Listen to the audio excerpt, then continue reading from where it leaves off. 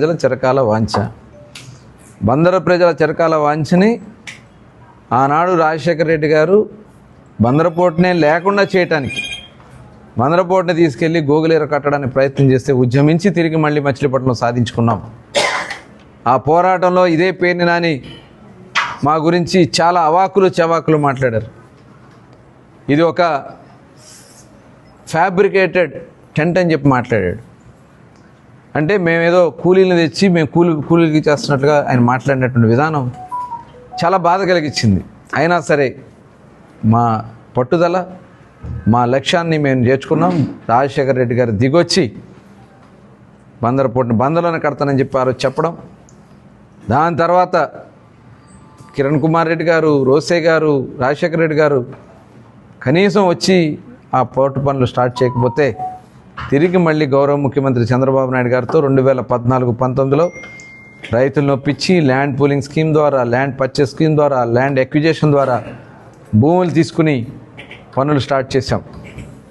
ఈరోజు ప్రభుత్వం మారింది. ఆ రోజున మారిన తర్వాత 2019 నుంచి 2023 వరకు బందర పోర్టు గురించి పేరు నాని గారికి గుర్తులేదు. 2023 అంటే 2024 ఎలక్షన్స్ వస్తున్నాయని చెప్పి 2023 ఆఖరిలో వచ్చి తూతూ మంత్రంగా ఆ రోజు పనులు స్టార్ట్ చేసినట్టుగా డ్రామాలు ఆడారు.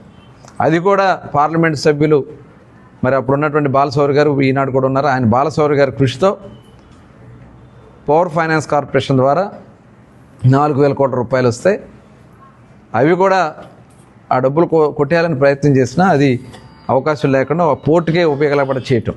ఇవాళ పనులు చాలా కూటమి ప్రభుత్వం వచ్చిన తర్వాత ఇవాళ దగ్గర 57% పనులు పూర్తి చేస్తాం. మిగతా డ్రెడ్జింగ్ పనులు కూడా చేసుకోవడం జరుగుతుంది. ఫాస్ట్గా మూమెంట్ జరుగుతుంది.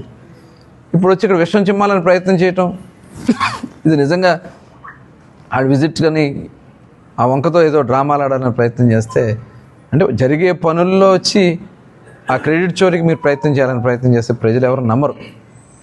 ఇది మా ప్రజల కళ బందర పోర్టు నిర్మాణం.